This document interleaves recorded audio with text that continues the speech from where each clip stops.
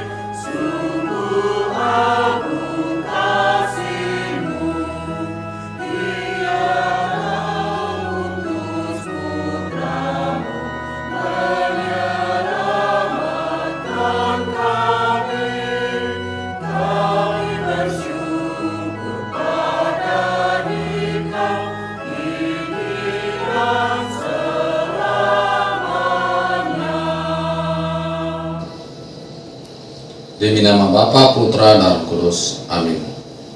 Bapak, Ibu, dan saudara-saudara sekalian, pada malam hari ini permenungan kita akan coba belajar dari rasul-rasul, di mana mereka adalah murid-murid Yesus yang sangat setia, dan mereka sudah diutus untuk mewartakan apa yang diajarkan oleh Yesus. Mereka bekerja dan mewartakan itu dan tersebar di seluruh dunia. Dan dalam bacaan Yohanes nanti kita akan mendengarkan bagaimana hakim yang dimaksud oleh Tuhan, bahwa Dia mengatakan bahwa Dia datang ke dunia ini bukan untuk menghakimi, tetapi Dia datang ke dunia ini untuk menyelamatkan dunia ini. Bapak, Ibu, dan saudara-saudara sekalian, marilah kita diam sejenak, kita menyatukan hati kita dan datang ke hadirat Tuhan untuk mohon ampun agar kiranya kita layak datang kepadanya untuk berdoa. Marilah kita nyatakan dalam doa tobat. Saya mengaku kepada Allah yang Maha Kuasa dan kepada saudara sekalian bahwa saya telah berdosa dengan pikiran dan perkataan, dengan perbuatan dan kelalaian. Saya berdosa, saya sungguh berdosa. Oleh sebab itu saya mohon kepada Santa Perawan Maria, kepada para malaikat dan Roh Kudus, dan kepada saudara sekalian supaya mendoakan saya pada Allah Tuhan kita. Amin. Semoga Allah Bapa yang Maha Kuasa mengampuni dosa kita dan menghantar kita ke hidup yang kekal. Amin. Marilah kita berdoa. Tuhan Yesus Kristus, Engkau menganugerahkan kami, mempersiapkan kami umat bagimu di dunia ini. Terangilah hati dan budi kami supaya dapat melihat secara jelas bagaimana tugas itu dapat kami laksanakan dalam lingkungan hidup, pekerjaan, pendidikan, dan sekitar keluarga kami.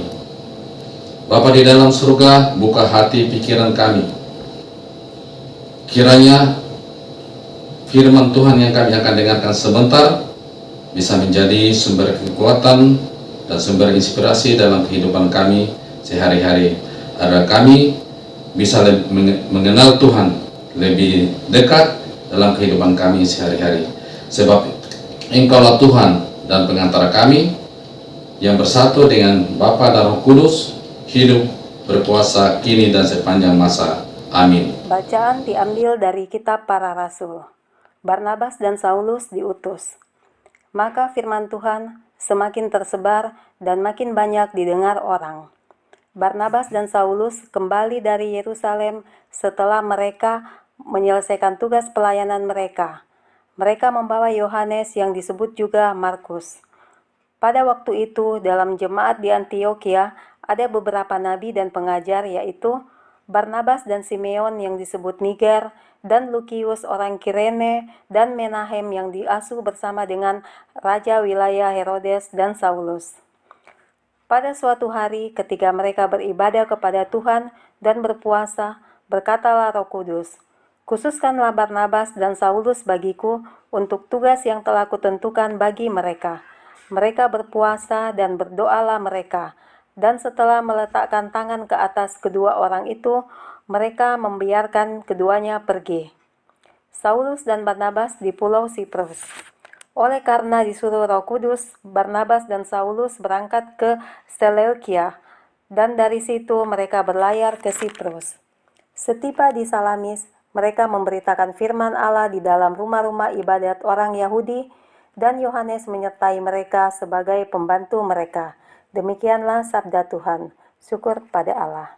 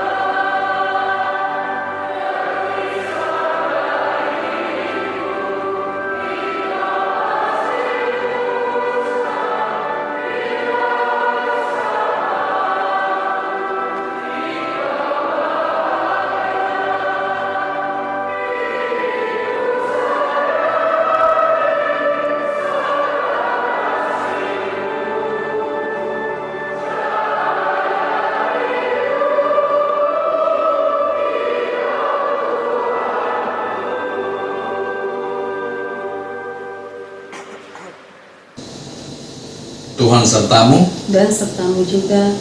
Inilah Injil Yohanes pasal 12 ayat 44 sampai dengan 50. Tetapi Yesus berseru katanya, "Barang siapa percaya kepadaku, ia bukan percaya kepadaku, tetapi kepada Dia yang telah mengutus aku. Dan barang siapa melihat aku, ia melihat Dia yang telah mengutus aku. Aku telah datang ke dalam dunia sebagai terang, supaya setiap orang yang percaya kepadaku jangan tinggal di dalam kegelapan. Dan jikalau seorang mendengar perkataanku tetapi tidak melaksanakannya, aku tidak menjadi hakimnya. Sebab aku datang bukan untuk menghakimi dunia, melainkan untuk menyelamatkannya. Barang siapa menolak aku dan tidak menerima perkataanku, ia sudah ada hakimnya, yaitu firman yang telah kukatakan, itulah yang akan menjadi hakimnya pada akhir zaman.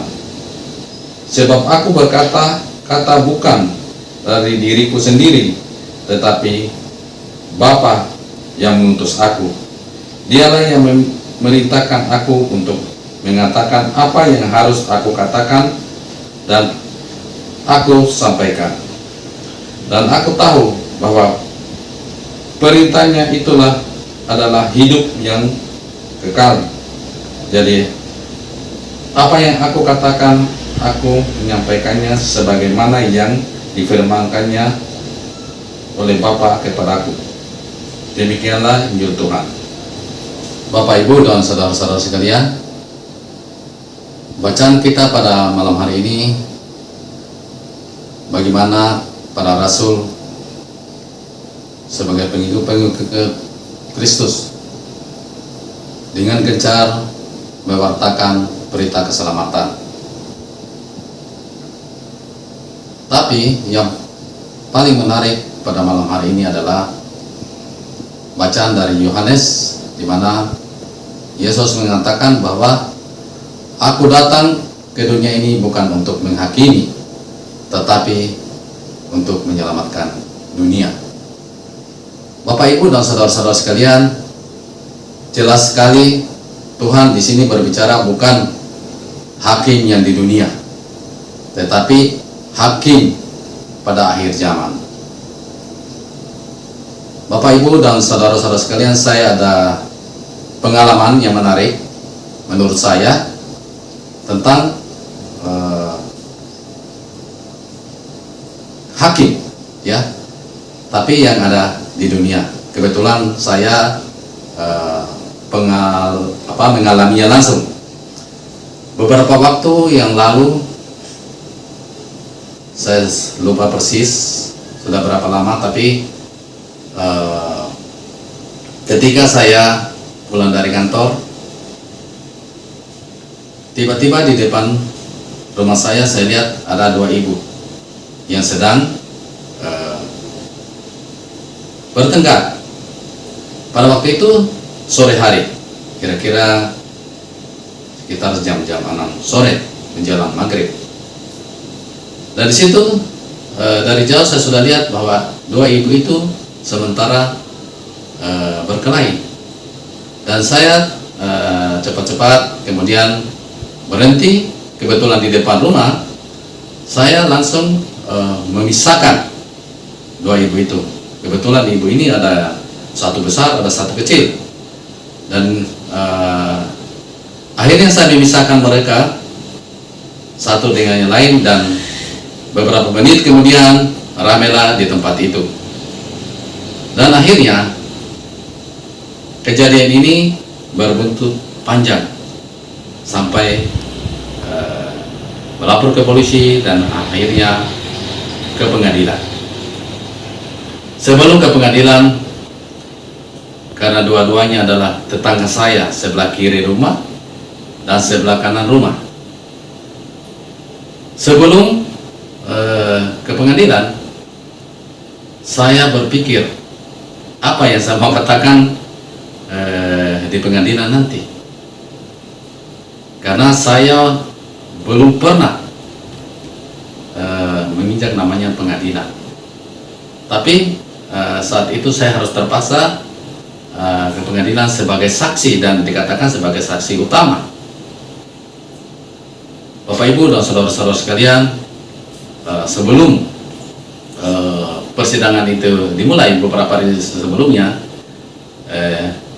kedua ibu ini bergantian mendatangi saya dan mengatakan bagaimana caranya supaya saya berbicara di pengadilan nanti seperti apa. Saya cuma mengatakan bahwa saya akan berbicara apa adanya di sana. Saya tidak membela si A, saya tidak membela si B. Bapak, Ibu, dan saudara-saudara sekalian, akhirnya tibalah saatnya. Pada saat persidangan, saya baru mengetahui bagaimana namanya di pengadilan itu, ya. saya akhirnya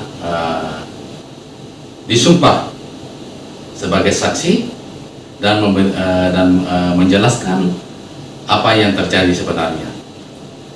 Ketika saya ditanya, saya mulai bercerita apa adanya, apa yang saya lihat dan apa yang saya lakukan pada saat kejadian itu. Dan setelah itu saya hanya mengikuti sidang 1 kali, dan ternyata sidang itu berlangsung 3 kali. Sidang pertama, kedua, ketiga, karena menghadirkan 3 saksi berikutnya. Dan setelah itu saya tidak mengikuti lagi, tetapi setelah beberapa lama tiba-tiba yang bermasalah ini tetangga sebelah kiri rumah tiba-tiba muncul di rumah dan memberi salam kepada saya. Dia mengatakan, terima kasih Pak Heron sudah memberikan kesaksian di pengadilan. Kemudian yang satunya juga tidak lama juga datang kepada saya mengucapkan hal yang sama. Ternyata vonis hakim mengatakan bahwa mereka damai atau bebas, tidak ada yang dihukum di situ. Cerita ini buat saya sangat menarik karena berbicara tentang hakim. Ternyata hakim adalah yang memutuskan hukuman apa yang dia akan dijatuhkan kepada yang dituntut, dan pasal-pasal apa yang mengenakan sehingga dikenakan vonis seperti apa. Bapak Ibu dan saudara-saudara sekalian, ini adalah contoh kekuasaan hakim yang ada di muka bumi ini. Bapak Ibu dan saudara-saudara sekalian, saya mau bicara tadi firman Tuhan mengatakan bahwa aku datang ke dunia ini bukan untuk menghakimi, tetapi untuk menyelamatkan dunia. Hakim adalah firmanku sendiri.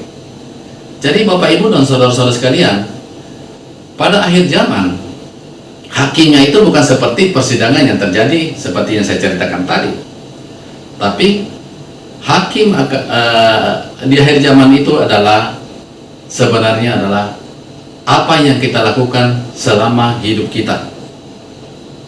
Apakah kita takut akan firman Tuhan atau melaksanakan firman Tuhan, ataukah kita tidak setia dengan firman Tuhan. Jadi hakimnya adalah firmanku sendiri seperti dikatakan pada firman Tuhan, dan Tuhan sendiri mengatakan bahwa penghakiman itu sudah mulai dari sekarang.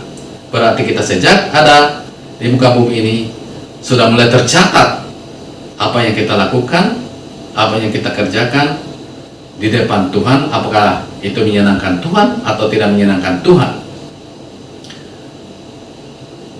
Bacaan ini mengingatkan kita untuk supaya menyadari bahwa kita menentukan sendiri sebenarnya apa tujuan dalam hidup ini. Sebagai orang-orang yang percaya, kita tentu mengharapkan keselamatan di akhir zaman yang seperti difirmankan dalam bacaan. Kita tentu itu yang kita dambakan, atau itu yang kita harapkan sebagai orang-orang yang percaya kepada Tuhan dan sebagai orang yang mengikuti Yesus. Bapak Ibu dan saudara-saudara sekalian, firman ini sebenarnya menurut saya sangat sederhana tapi sangat kuat maknanya, karena hakimnya itu adalah tingkah laku kita, bagaimana kehidupan kita, bagaimana penempatan diri kita terhadap Tuhan, bagaimana kepercayaan kita. Tentu Bapak Ibu dan saudara-saudara sekalian, firman Tuhan pada malam hari ini mengingatkan kita untuk senantiasa mendekatkan diri pada Tuhan dan selalu mengikuti firman-Nya. Tentu ada banyak cara untuk selalu dekat kepada Tuhan. Tuhan menginginkan kita untuk selalu taat kepadanya dan mengikuti firman-Nya, dan itulah jalan keselamatan yang akan terjadi dalam kehidupan kita pada saat penghakiman di akhir zaman. Bapak, Ibu, dan saudara-saudara sekalian, itulah perenungan kita pada malam hari ini. Marilah kita mohon kepada Tuhan, kiranya Tuhan selalu memberikan kita hikmah, akal budi, agar kiranya Tuhan selalu membimbing kita dalam kehidupan kita sehari-hari, agar kita semuanya menjadi pewarta-pewarta kabar gembira yang kita akan sebarkan di setiap keluarga kita, di lingkungan kita. Marilah kita menjadi terang dan garam di tengah-tengah masyarakat. Semoga demikian. Marilah kita meneguhkan iman kita dengan menurunkan syahadat singkat. Aku percaya akan Allah Bapa yang Maha Kuasa, pencipta langit dan bumi, dan akan Yesus Kristus, Putra-Nya yang tunggal Tuhan kita, yang dikandung dari Roh Kudus, dilahirkan oleh Perawan Maria, yang menderita sengsara dalam pemerintahan Pontius Pilatus, disalibkan, wafat, dan dimakamkan, yang turun ke tempat penantian pada hari ketiga, bangkit dari antara orang mati, yang naik ke surga, duduk di seberang kanan Allah Bapa yang Maha Kuasa. Dari situ yang akan datang mengadili orang hidup dan mati. Aku percaya akan Roh Kudus, gereja Katolik yang kudus, persekutuan para kudus, pengampunan dosa, kebangkitan badan, kehidupan yang kekal. Amin.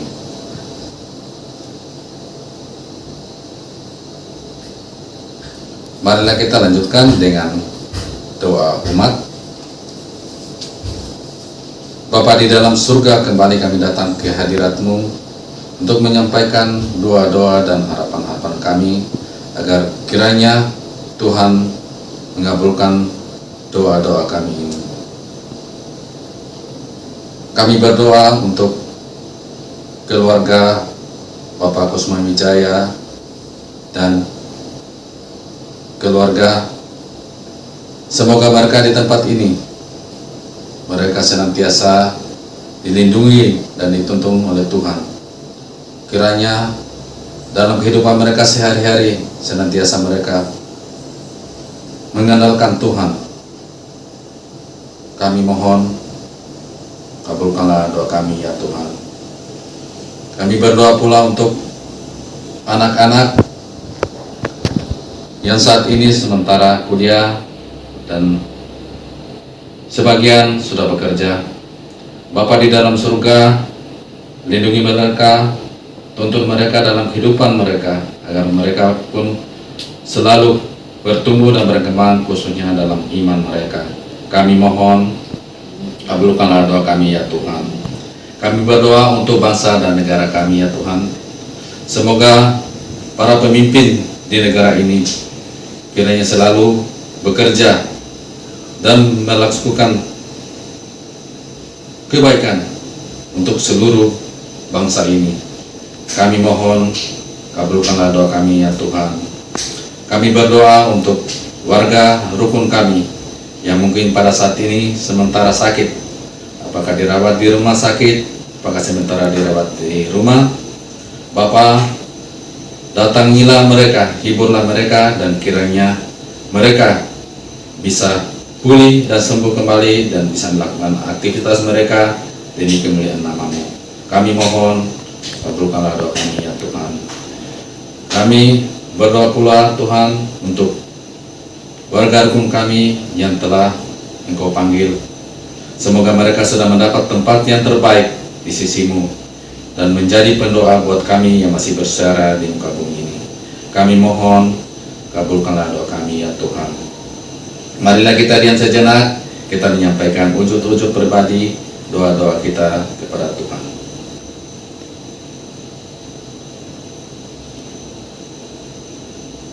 Kami mohon, kabulkanlah doa kami ya Tuhan. Marilah kita lengkapi doa-doa kita ini dengan doa yang diajarkan oleh Yesus Kristus. Bapa kami yang ada di surga, dimuliakan nama-Mu, datanglah kerajaan-Mu, jadilah kehendak-Mu di atas bumi seperti dalam surga. Berilah kami rezeki pada hari ini, dan ampunilah kesalahan kami, seperti kami pun mengampuni yang bersalah kepada kami, dan janganlah masukkan kami ke dalam percobaan, tapi bebaskanlah kami dari yang jahat. Amin. Marilah berdoa.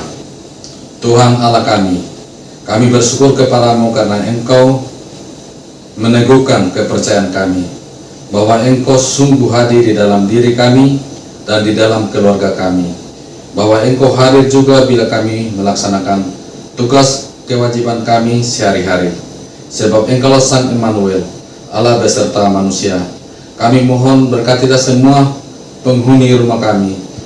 Semoga kami berhasil menciptakan suasana bahagia di dalam keluarga, sehingga semakin banyak orang mengenal Engkau sebagai penyelamat, sebab Engkaulah Tuhan dan penyelenggara kami kini dan sepanjang masa. Amin. Saudara-saudara sekalian, dengan demikian ibadah kita pada malam hari ini sudah selesai. Marilah kita mohon berkat Tuhan. Semoga kita semua selalu dilindungi dan dibimbing dan diberkati oleh Allah Bapa yang Maha Kuasa, demi nama Bapa, Putra, dan Roh Kudus. Amin. Santo Fransiskus Assisi, doakanlah kami. Santa Agnes, doakanlah kami.